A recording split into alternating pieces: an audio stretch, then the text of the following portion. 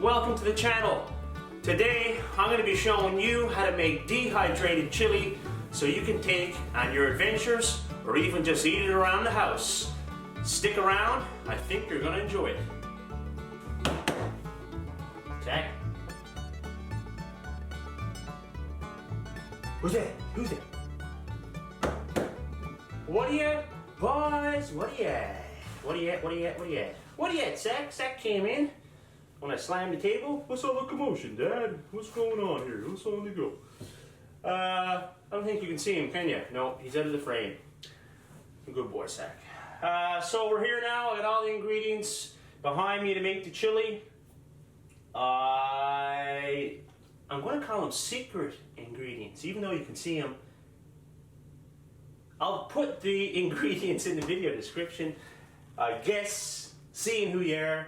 But I'm not really going to go through the process of making the actual chili.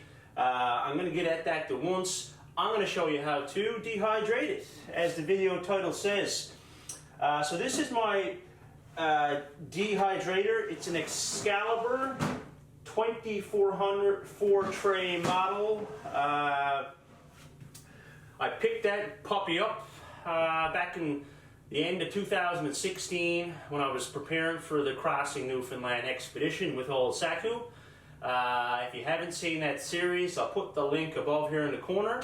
But it was from one of those videos in that series. It was a comment, and you know, I appreciate all these comments, I do, and this one was an individual who had seen me making a campfire chili, one I had dehydrated myself. Tonight on the menu for the Woods Fine Cuisine is homemade dehydrated spaghetti I did myself. I've tried it once, it was alright. I had chili on this trip so far, goulash, they've both been good, so no complaints. Hey, you do it yourself and you know where it came from, so 2 thumbs up for the dehydrated homemade foods. For supper I had a bowl of homemade goulash I had dehydrated myself. It hit the spot. And they said, hey, show us a video on how you make your chili, you know? So thank you. That's what has inspired me to make this little tutorial here today. But that's about it. I think it's important to make your own dehydrated meals if you can. You know where the ingredients are coming from. You know, a lot of times on these trips, on the Crossing Newfoundland trip, I had a lot of my own. I had dehydrated chili, spaghetti, Alfredos, a goulash. So I had a lot of those meals that I had made myself. Now it is time consuming if you're doing it for, like, you know, 30, 40, 50 days, of course it is. But if you want a few here and there, it's not that much work at all, and it's certainly worth it. Other meals I take with me, because for me on a longer trip, I take sidekicks. I take Uncle Ben's rice, and of course I take the freeze-dried meals that you buy at the camping stores, and you just open the bag and pour water in. You remove the little oxygen absorber, don't forget that. But you take that out and you seal it up and you let your meal set. So yeah, so I think it's important. I think taking these meals, it lightens your load. You know, obviously, if you were to go and make a big old pot of spaghetti and you put it in individual containers and you want to take it out because you're going for 2 nights, it's going to spoil real quick, especially if it's in the summer, not so much in the winter. But the big difference is the weight. I mean, you're removing all the moisture when you dehydrate foods, and therefore you have a nice light meal. When you get to the woods, all I do with these is I boil the pot or my kettle. When the water's boiling, I add my meal, you know, stir it around and whatever, and it comes right back to life, just like it was a fresh pot of chili you made right there on the spot. So I think it's important, but without further ado, I'm going to get into the process. I'm going to make the chili, and then I'm going to dehydrate it, and this is going to be like a 24-hour process. So Before I get into anything else, I just want to give a shout out to Boil Up Outdoors NL, local company here in Newfoundland, makes great apparel. So I really appreciate them sending me this hoodie. It's like a synthetic type material, something like an Under Armour hoodie. I have an Under Armour hoodie and it feels the same way. This one's actually a little lighter, and it's just a nice slight hoodie. I love wearing it. So check out the guys. I'll put their link in the video description below as well. But let's get dehydrating. And knowing me, I always have something else extra to say. I did what I mentioned. I don't want you to jump up and go buy like a $200 food dehydrator, because this was like $150, $200 for sure. I can't remember 100%. But you can use an oven on the lowest setting. I've done that not with pastas before, but with jerky. I've dehydrated it in the oven on the lowest setting. That's something you can check out online. But you don't need this. It's not 100% necessary. It just makes the job a little bit easier and organized. So that's it. Let's go.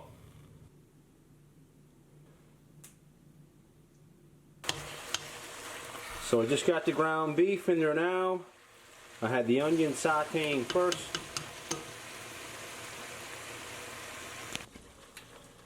So as I hovers over the stove here, watching this ground beef cook, I wanted to mention I'm using extra lean ground beef, and if you're going to be making any of these meals, you want to try to limit the amount of fat. Like dehydrated meals can have fat in them, but not an excess of fat. What will happen is you dehydrate the meal and then you put it in a cupboard, whether you have it in a Ziploc or vacuum sealed. Typically these meals, especially vacuum sealed, could last up to 6 months or longer. But if there's too much fat in the meal, if you're using medium ground beef, you put that in the cupboard, and after a few weeks your meal from the fat could go rancid. So stick with extra lean preferably, but you can get away with lean, and you shouldn't have an issue there. And then if on the trail, then if you want to add extra fat, just take some butter or some olive oil with you. But doing this, you're just going to decrease the chances that the meal will go rancid.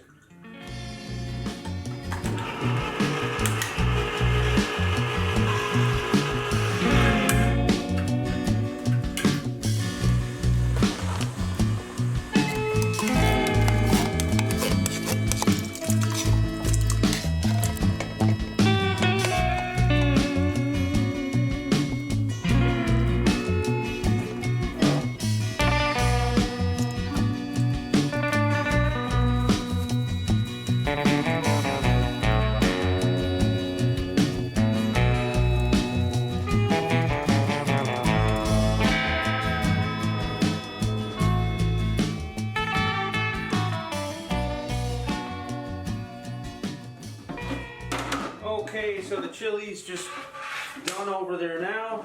It's just sitting on the stove, letting all the flavors run through it.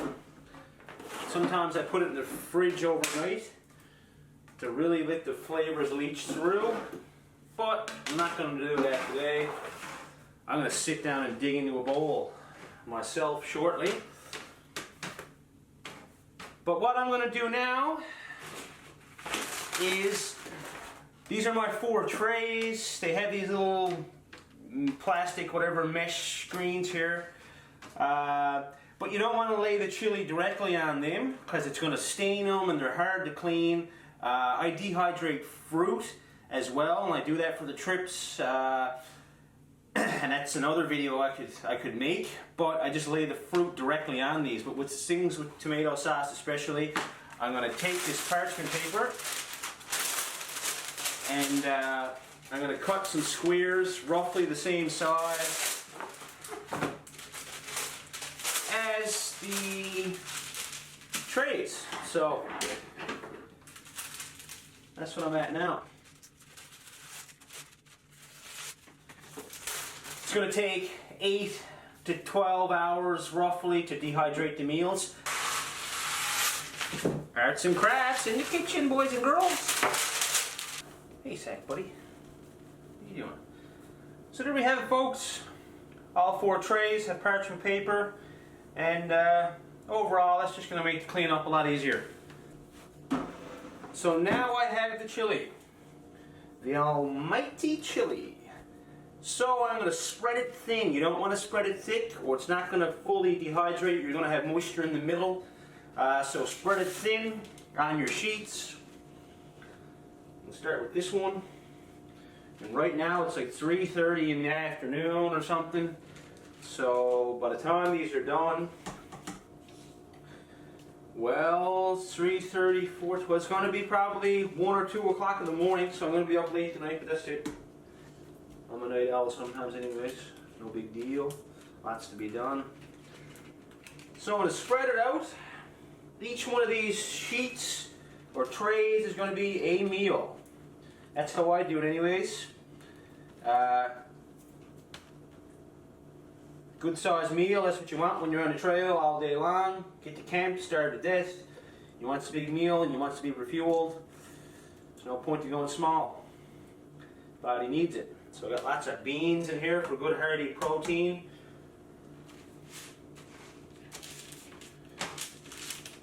Along with the meat and the veggies. I've done that one a little bit thick. I have a habit of doing that. Don't get me wrong, I'm no expert at this now. I've only been at this for a few years, but I've done it and it's worked on a number of trips, so I trust my methods. So I suppose you should too. Trust me, chili. The old dehydrated chili.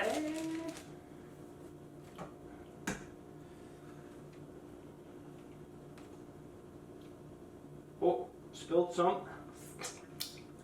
I just had a few spoonfuls in, man. It is delicious.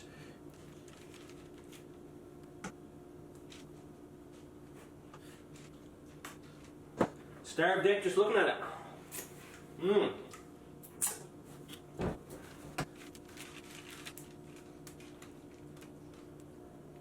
The one downfall of the parchment paper is that the airflow is cut down. So that's why I find instead of, you know, what normally should take 8 to 10 hours based on what I've read, with the parchment paper I find it takes almost 12. So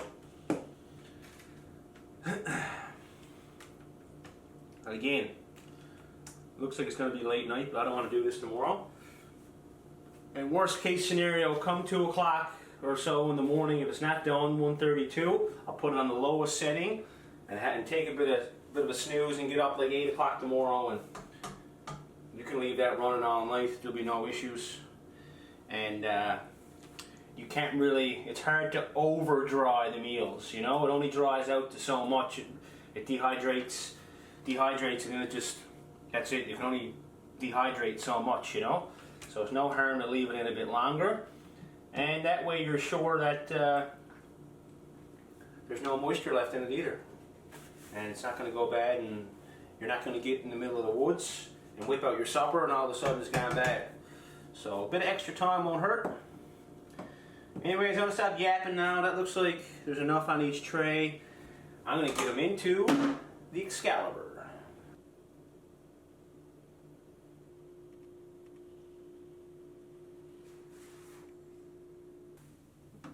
Okay, one by one, I'll slide them in.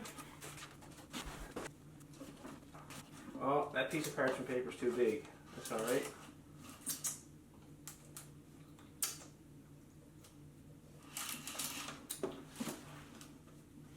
Good to go. You don't want it too high because it's not gonna, you're gonna be hitting the trays above you. And in this case, you're gonna be hitting the top of it. So it's just, everything's just clearing the roof. You don't want to make a mess in your dehydrator. So that's it. Shut the door.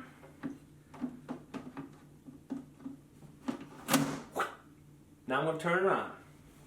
So on the Excalibur, there's a few different settings. The on and off button, of course, and then we have herbs, living foods, raising bread, yogurt. 95 degrees Fahrenheit or 35 degrees Celsius. We have vegetables here. We have fruits and fruit roll-ups. In the past, I've mixed applesauce with yogurt and it's spread it thinly across the top of the tray and made like a fruit roll-up. They're real good as well. Then we got jerky, and the final one is just full tilt 165 degrees Fahrenheit. So for this one, I'm going to put it, we have vegetables in there, but we also have mostly meat. So I'm just going to put it on the 145 degree Fahrenheit, 63 degrees Celsius notch. And the house is about to smell like chili for a week. Oh yeah, still got a couple bowls of chili left for myself. 2 big ones, maybe 3 small ones.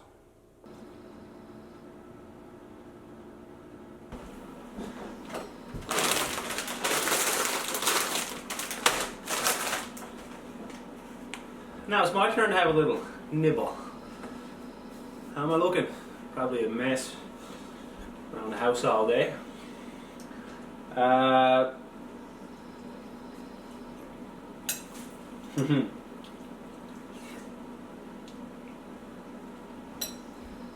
That is dandy.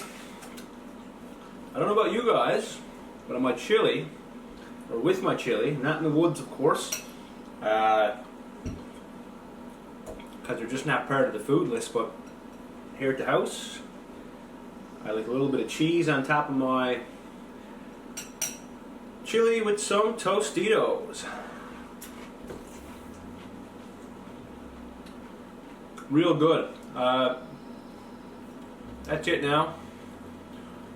The food's been in the dehydrator for 2 or 3 hours. Still looks the same. It takes like halfway through for it to start to look like it's drying any bit at all. But it's going to be good in these meals. I mean, I think I spent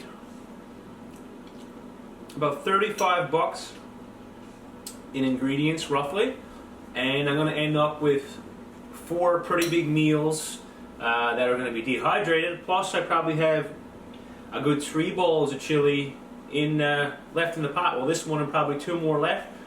So 7 servings of chili, 35 bucks. That's $5 each. You go out and buy these meals at, you know, some of the camping stores, these freeze-dried meals. You're talking like 10, 12, some of them now are like 15, 16 bucks a meal. So you're saving big time by doing this as well. You know, and of course you know where the ingredients that you put in there because you make them yourself.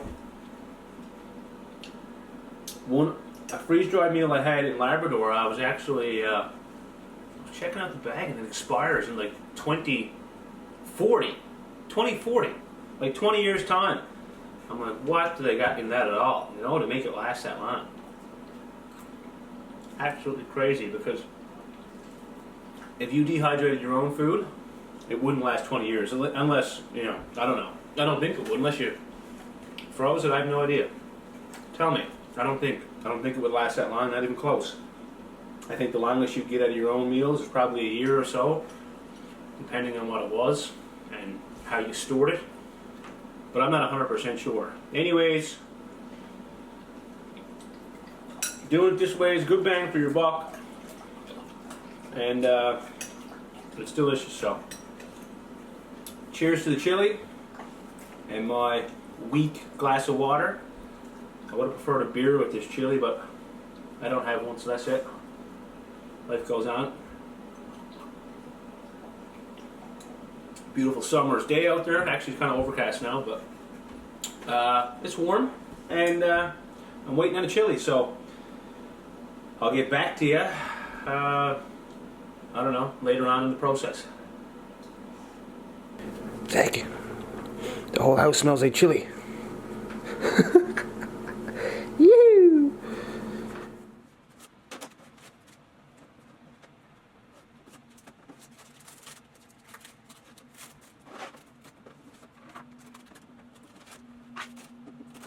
Okay, Sack. Let's see our dehydrated chili, bud. So it's this morning now. I had set my alarm last night. I fell asleep around 1 o'clock. I set my alarm for around 3:30. I got up, and look at that. All dehydrated chili. Dry as a bone. Right? Real dry. And so I had it in for 12 hours. 12 hours in. I know I said 8 to 10, but where I kind of fell asleep, I had it in for 12, and that won't hurt. You know, you can't really over dehydrate things, and it's better to be safe than sorry. But I know now by feeling that and looking at all this stuff, there's no moisture in there whatsoever. It's all completely dry and now ready to vacuum seal in my Food Saver vacuum sealer. But it's pretty cool, I must say, and I just wanted to add that I flipped this another time last night, so 2 times I rearranged the trays here, and the second time I done it, I just took a fork, and there were some spots where it was still clumped together a little too much, wasn't getting good airflow, so I just put the fork in there and made sure I separated the moist chunks a little bit so they were sure to dry, and it's all good to go. So right now I'm going to prepare some bags so I can vacuum seal these 4 meals. This is the Food Saver I picked up to go along with the dehydrator. I mean, you could store it in just Ziploc bags, but it's not going to last as long. So I made a bit of an investment with 2 of these things. I mean, you know, it wasn't extremely cheap, but I think both of them together, the dehydrator was close on $200, and I think this was a little bit cheaper at around $125. So, you know, all in all, for roughly between $300 and $350 spent, I have 2 of these rigs that are going to last a lifetime. And if you're planning on doing a lot of camping or outdoor activities, or you know, whatever it might be where you need dehydrated food, it's you know, it is a good investment. So what I had to do here now is make 4 bags out of this. You know, they give. What I did was bought a roll, and you can cut the bags whatever size you want. So I'm going to make a bag here now. 4 bags, actually, that will fit the chili. They don't need to be very big. This is about good. I'll try this size to start. And just checking, make sure there's no holes. Shouldn't be. So I turn on the machine, and I'm going to hit this button that says seal. So it's ready to seal one end of the bag. Put it in there like that.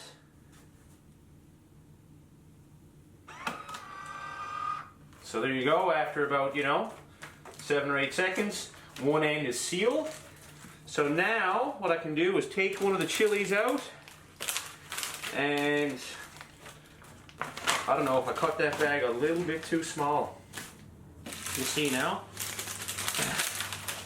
So I got the chili here on the parchment paper. I'm going to pour it into the bag like this.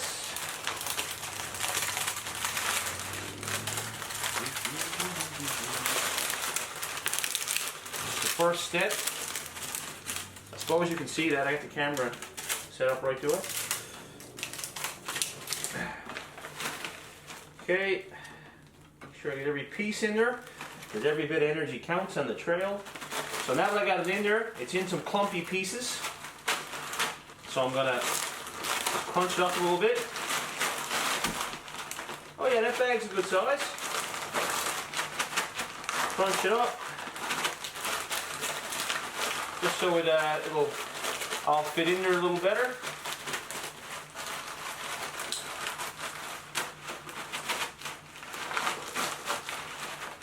Good to go.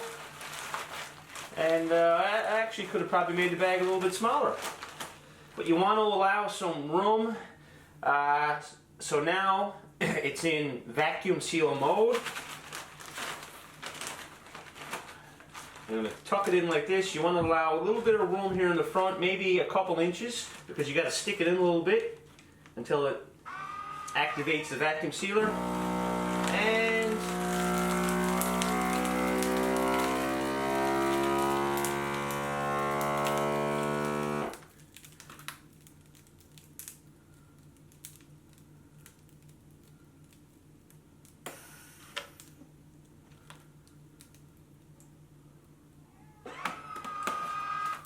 there we go. Perfect. Your own homemade dehydrated meal, vacuum sealed, ready to go, and you know where it came from. So I've seen that some people buy packs of oxygen absorbers to keep it fresh, and they put them in there, but I don't think it's necessary. It's just an extra expense, and I've kept these meals for at least 6 months, and with no oxygen absorber, and it held fine. So maybe that's something you want to look into if you want to keep the meals longer, but you know, again, I don't think it's necessary, and that's good to go. So sometimes I store these in the freezer to make sure they're you know, kept fresh for sure, but they can be kept in a cool, dark place. Yeah, so I got 3 more to do.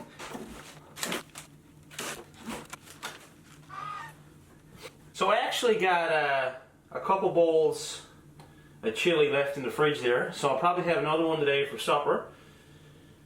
Heather's gone on to St. John's now, 4 hours away. She had to go in for work, and I'm going to be heading in there in a couple days. We're going to Spain on a vacation, so it should be good. But I do have, I might use the extra bowl of chili to make one more meal this evening. I don't leave for 2 more days, so maybe later on today I'll put one more meal in the dehydrator, and then I'll have 5 in total. So that's it. To be honest with you, it's a pretty satisfying feeling doing this. I don't know.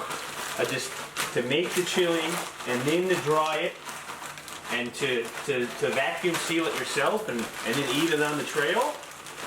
It's just, I guess it's a process, and you do it all yourself, and I think that's the rewarding thing about it. You know, it's nothing better than doing things on your own. You know, your own ingredients, your own time, and then you eat it, and yeah, it's good stuff. So make sure that was crushed up, good to go.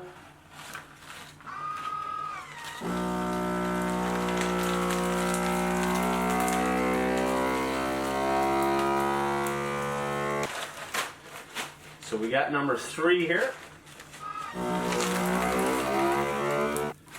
So one thing that happens sometimes, and it's tough to avoid, is this dried chili. There's some pretty sharp pieces. So sometimes you'll vacuum seal it, and shortly after the bag will become unsealed because there's a small hole in it.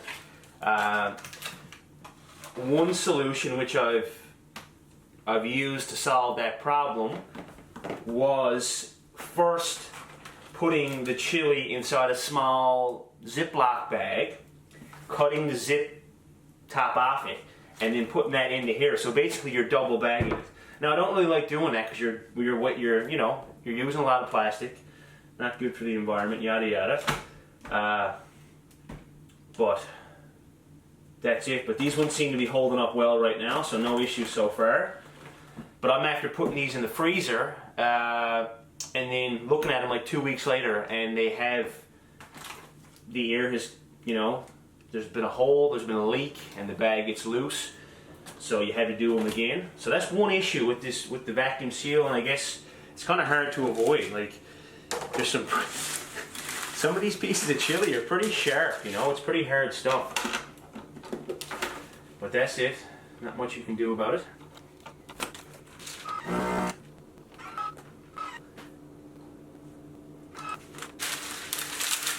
So the 4th and final chili here is going into its vacuum sealed bag.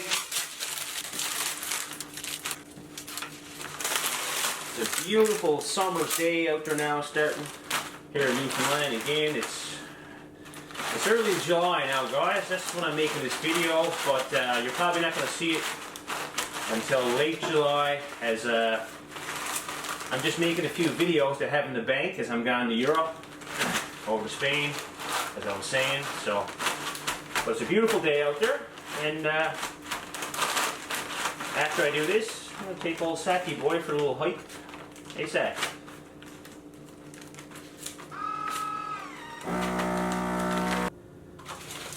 So, folks, there you have it. 4 vacuum sealed, dehydrated meals of chili, ready for the trail, ready to be rehydrated and deliciously eaten. But that's it. I know some people put the date when they've made the meal on the bag, especially if they're going to be keeping them around for a while. I didn't do that. I'm going to actually be using these in August, so I mean, I know it's not going to be that long. Me and Saku are heading off on a trip for about 3 weeks here in Newfoundland, so I'll talk about that later. But so I have 4 meals ready to go, and as I said, I might use the leftover chili and make one more today. But yeah, so that's it. And with regards to calories, I suppose I'm just going to briefly speak on that. I know personally, through my own chili ingredients and past calculations, that a cup of my chili is roughly 250 to 275 calories. So I have, each one of these is about 3 cups of chili. So I'm looking at around 750 calories to 800 calories per meal, which is pretty good. That's around on par with a lot of the freeze-dried meals you buy in the store.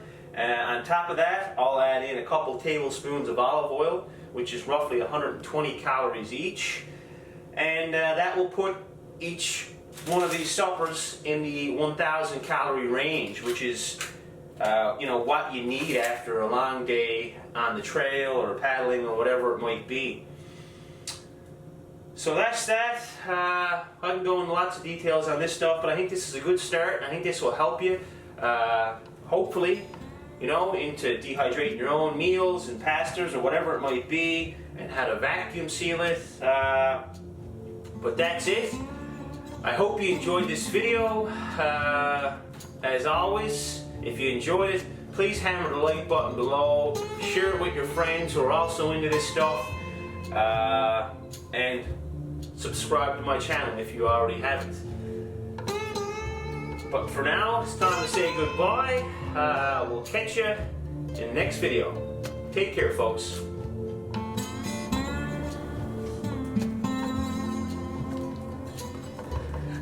Saku, what'd you find a piece of chili, did you?